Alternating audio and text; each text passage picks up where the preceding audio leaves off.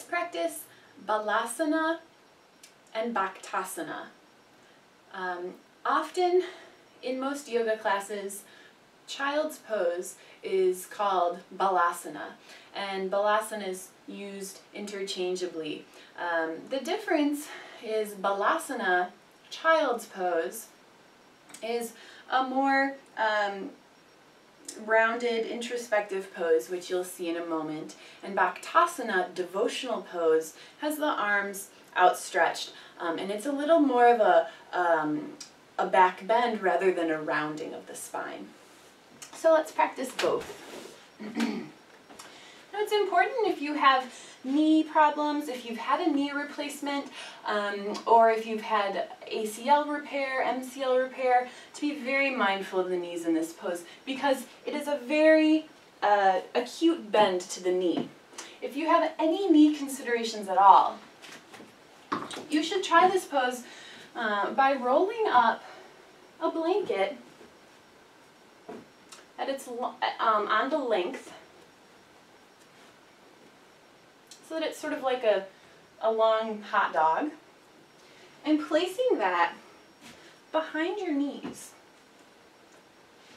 in this pose as you move into Balasana or Bhaktasana. Now if that still causes any discomfort on the knees, and it should not, but if it does, then what's probably more appropriate for you to practice is a variation of child's pose, which we call puppy pose, where instead of sinking the hips back and down, you walk the hands forward, keeping the hips lifted, and let the chest and forehead come toward the floor. Okay. So be mindful of your knees in this posture. To begin, start with hands underneath the shoulders, knees hip wide apart.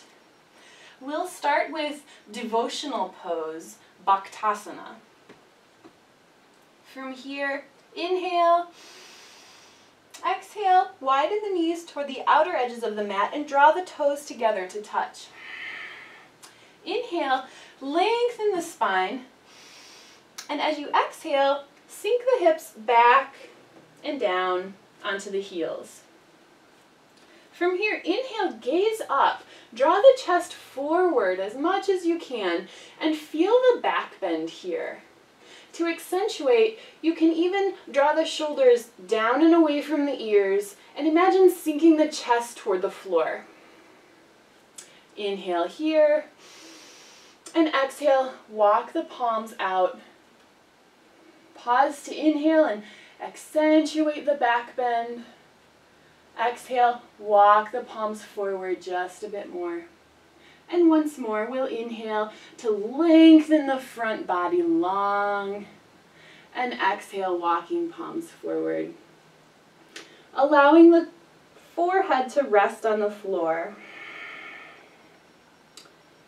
Here you can lift the wrists off of the floor, come onto the fingertips, and feel length in the side shoulders, the side rib cage.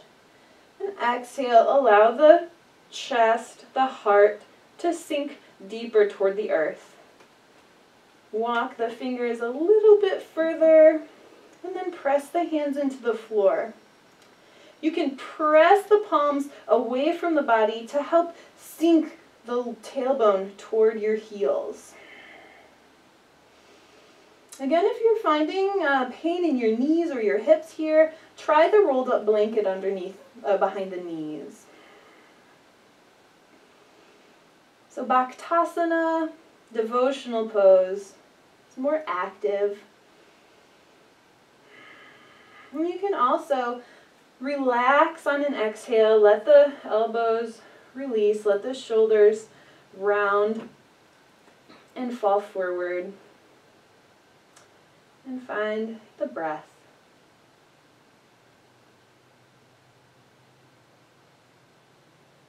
We'll inhale, pressing back up to hands and knees.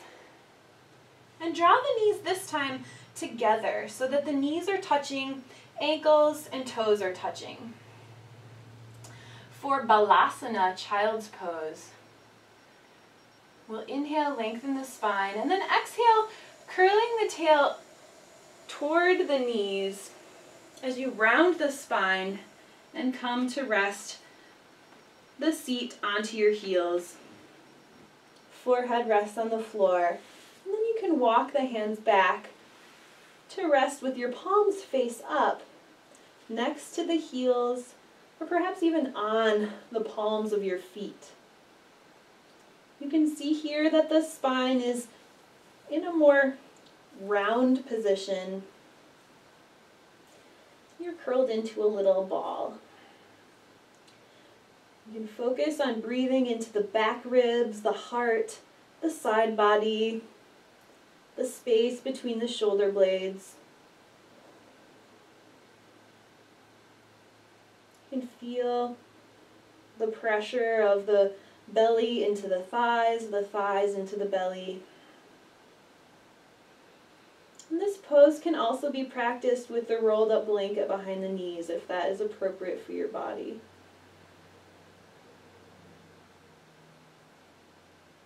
To come out of Balasana, reach the arms forward, gaze forward, inhale, come up onto hands and knees.